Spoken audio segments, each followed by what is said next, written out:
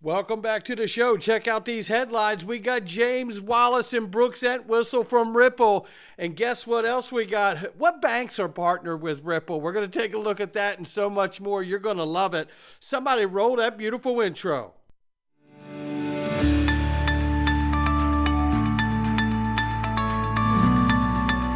Digital Perspectives with Brad Kimes. Come on in.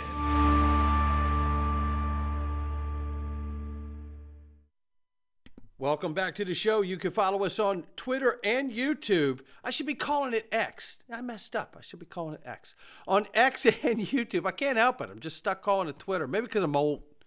$2.09 trillion market cap for cryptocurrency. The market is up 0.9%. Right now, 51,900 plus for Bitcoin, Ethereum 2,900 plus, and 97.1 plus market cap for Tether. While we see XRP at 56 cents, up 1.3 on the 24-hour and up 8.2% on the 7-day. All right, now that's talking to me a little bit. We're going to take a look at some stuff before we get out of here. Let's look at the range of price quickly between 55 and 57 cents, 2-cent swing. We'll keep an eye on that. And we see right now that this is the opportunity for you to get your ticket today. Eleanor Terrett retweeted, looking forward to the future of digital asset dinner hosted by Digital Chamber. Yes, that is the Chamber of Digital Commerce, ladies and gentlemen. And we're super excited to be collaborating and supporting them in their efforts. And we know Perry Ann Boring and Cody Carbone will be on stage with us at XRP Las Vegas. Get your ticket to this. I tell you, you are really in a treat for a very special evening and dinner with Brad Garlinghouse, Michael Arrington, John Deaton, and Honorable Christian Carlo Eleanor Terrett as well. And by the way, John Deaton has just announced that he is running for Senate and to replace Elizabeth Warren. And I say, John Deaton is running for Senate. Make no mistake, this man is a difference maker.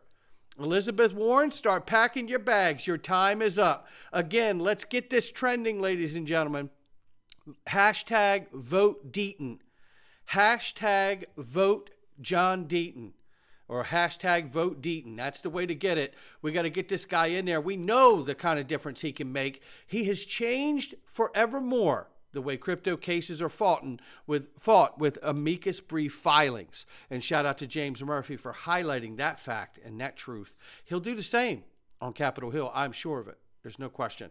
And get your ticket to XRP Las Vegas. There are only a handful of VIP tickets left. It's almost over. And by the way, this is a very important conversation. And please forgive me, but stay with me here because there's new developing things happening all the time with the conference. Fruition Productions will be joining us. They are the ones that are putting together XRP Unleashed documentary. It is going to be straight fire. And you come to the conference and you're going to have the ability to be in that documentary because they're going to be filming at the entire 2-day event.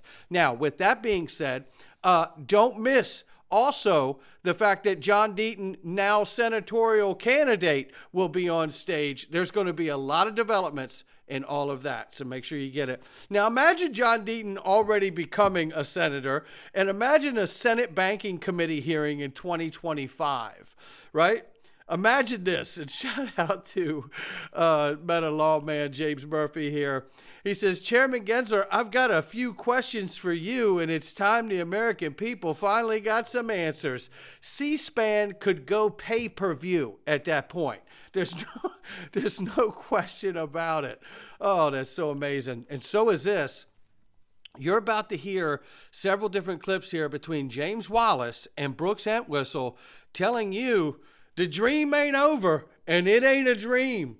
It may take a little longer than most people have thought because that's the process, but it's not over by a long shot. Listen to Ripple's recent pilot with the Hong Kong Monetary Authority about tokenizing real estate and so much more. We recently did a project in Hong Kong with the Hong Kong Monetary Authority, which is the central bank in Hong Kong. And it was to tokenize real estate. So people have a property, you can tokenize that and represent that on the blockchain. And in this particular project, people were able to release capital from their property in the form of a CBDC.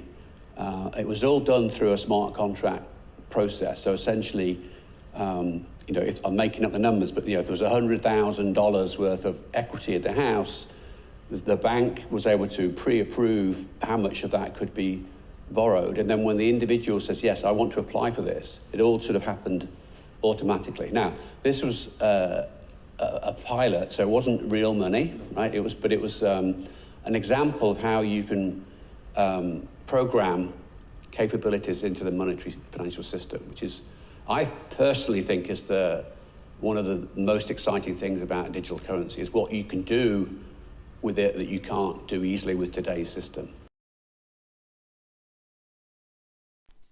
No question about it. And James is always so succinct and really, really amazing when he breaks something down. Now let's take a listen to this, because Brooks Entwistle, he's got his own heat when he's bringing something too. Take a listen to this clip right here.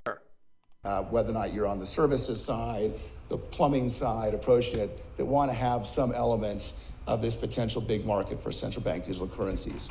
I'll let Brian talk to the US element of this, but what I will say, an observation that we have, and like many others, we have a business that is in almost a consulting business to governments that are trying to take some early steps in this.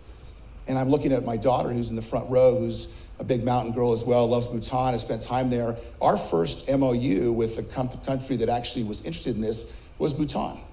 Because number one, the king could mandate that the central bank should look at a central bank digital currency. Two, every one of their transactions in their financial system runs via India, like their trade routes, given where they are on the subcontinent. And three, it's a young population that's regionally digital savvy, and they can do some interesting things. And so as we kind of go around the world and have these conversations, which are happening weekly, if not daily now, with interested central banks, it's not always the banks that are on the big banks around the world, central banks that are much further down the road. And there you have it, because again, we know that the largest banks are the gatekeepers, the king of the mountain when it comes to global payments. They're the ones that want to push pause on this, so that way they can continue to make money on the way the system currently is. But by empowering the smaller banks that are open to these conversations to be able to have access to making payments this way, you're really starting to challenge that upper level that are trying to keep the masses and the other financial institutions below them. This is going to cause a tipping point, an inflection point. There's no question it will, because the smaller banks are getting the edge. They're getting it right now, and with the help of Ripple. Take a listen to this. With the digital lari, there are... That's a similarity to replace the cash. Yeah, it's a digital form of cash. Right, yeah. Exactly. But with this project, I think one of the distinctions about it is there's looking at tokenizing bonds. So retail consumers can get access to bond securities. Looking at tokenizing real estate. There's a payroll element to the pilot. And then there's an offline element. So this is when, when you have your mobile phone, if you have no internet connection, you can still make purchases. So with the digital lari, there are... So you see right there, the tokenizing bonds and offline element, right? And if I'm not mistaken, my memory serves me right. Isn't the digital lari like the country Georgia, not the state?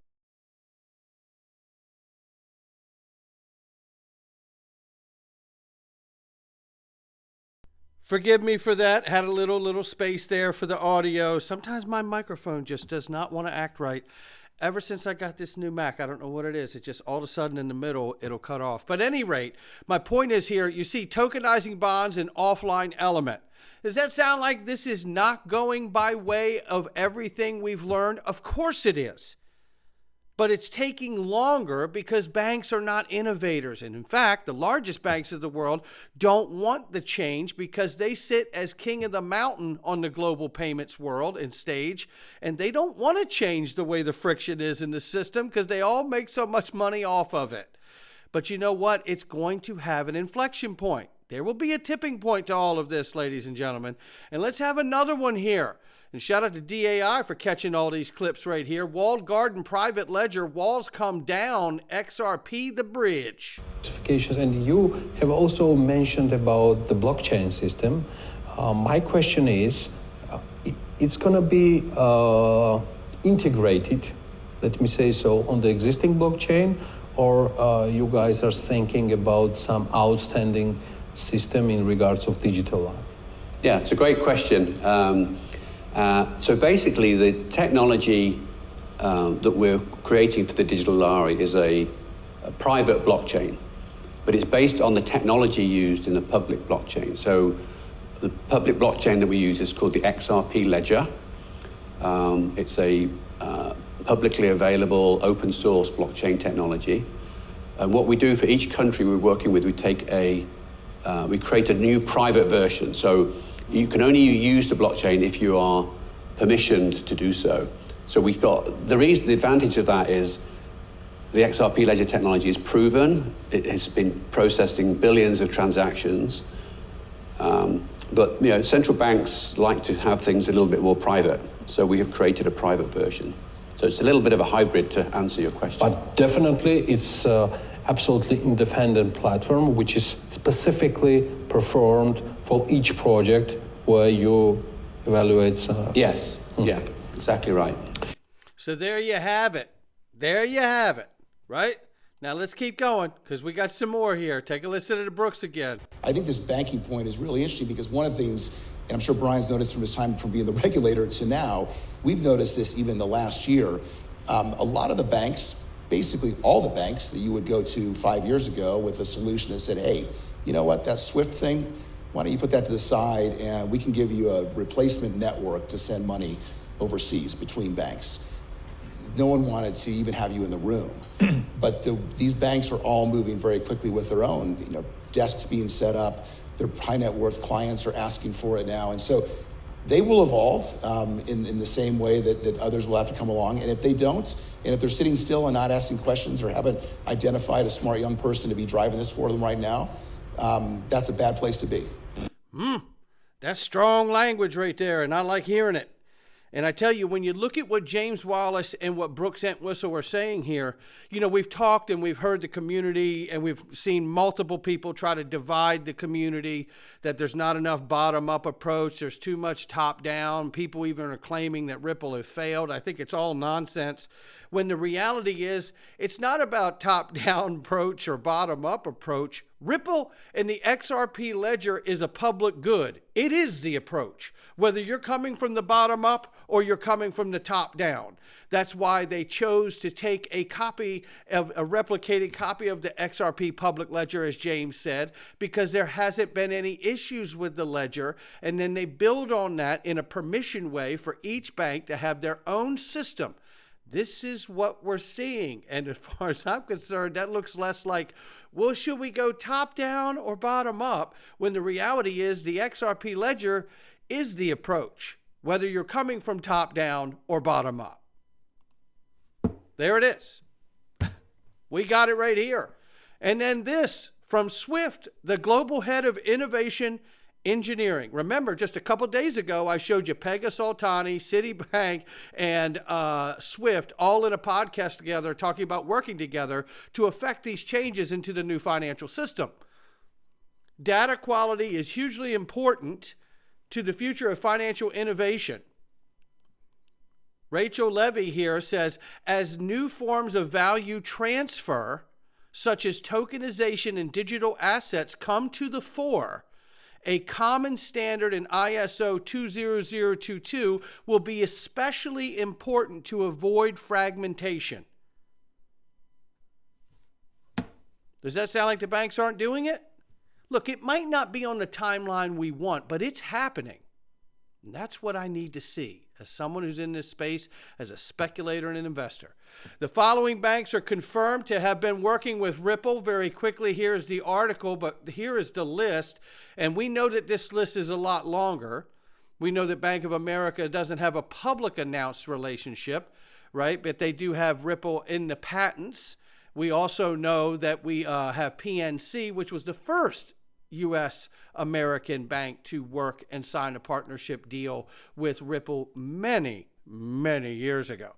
We also don't see the Bank of England on this, and they're obviously a partner too. So there's things missing on this list. But again, not bad for a company who a lot of people are saying have failed at what they do. And there's multiple banks that are not on this list that they're working with as well. Just a quick kind of overview there.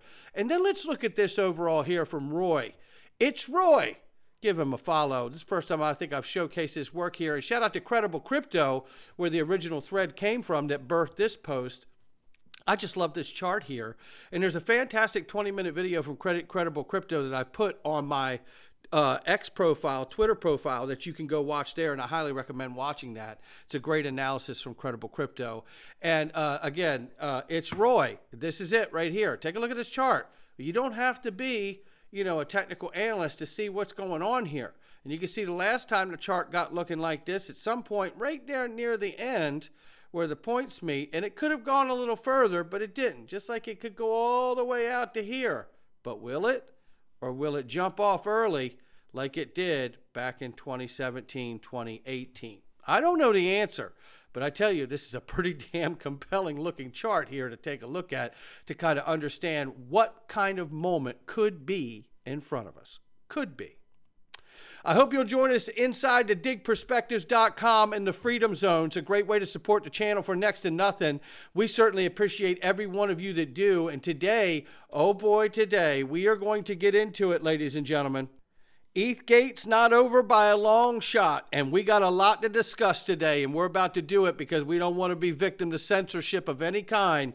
So we know better. We're going to do it right here in the Freedom Zone. I hope you'll join us and support the channel. Not financial advice from me or anyone else. I'll catch all of you on the next one.